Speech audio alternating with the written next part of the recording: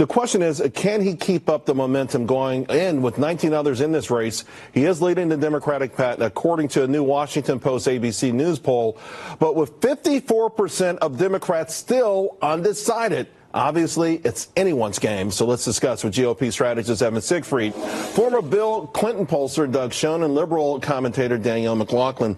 All right, so Joe Biden is the new shiny, I don't know, what happened to Beto? We'll talk about that later. He's in the lead. But over half the Democrats are saying they're not sure. This is a big field. It's a big field. We're 20 people now. I would say it's wide open. I look back to 2015 with a really large Republican field then. We had 5 candidates at that point that were about 10 percentage points each. And Donald Trump was at 5%. He ended up winning the nomination. So I think open field.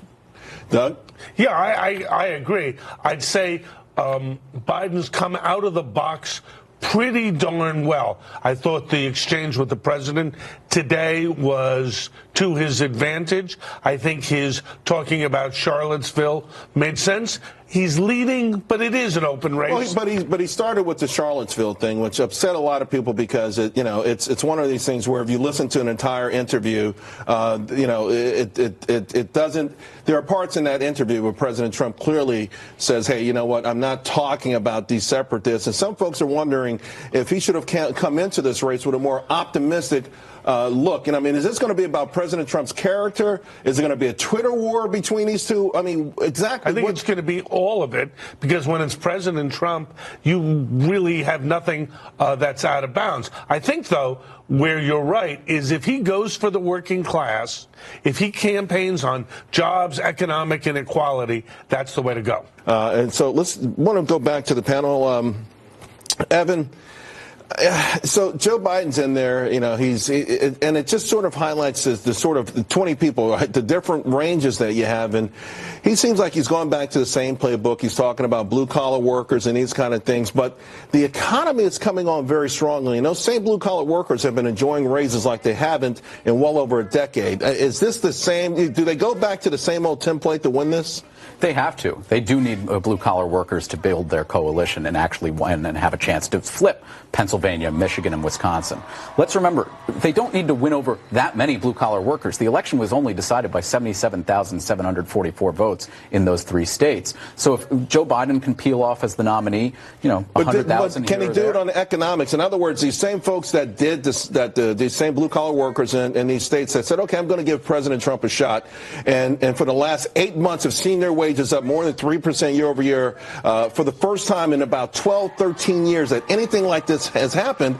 He's delivered. He's actually delivered the economic promise that they went into the voting booth thinking they would get. Well, the problem is in 2018, we were running on a very hot economy as Republicans, and we did not do well on it. A lot of Americans recognize that the economy is doing very well, but they say it's not impacting them personally. It's like they see photos of a really great party on social media, and then they say, I wasn't invited. Well, that might not be the reality. That's what they believe in their hearts. So President Trump needs to go out and make them feel that, and Joe Biden is capitalizing on that. However, the one thing with Joe Biden that is a big problem, and Doug said earlier that he thinks he's running a great campaign.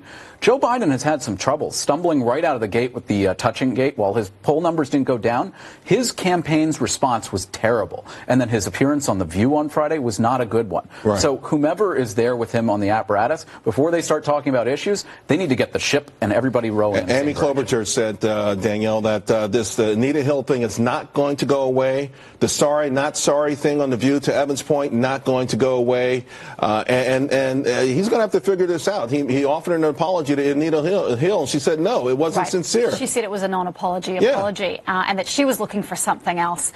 Joe Biden is a I don't want to use the word relic, but he is a man who has served this country, obviously with great heart, for a number of decades, but he has found himself in the middle of the Me Too era, and there's new scrutiny on his behavior from decades past.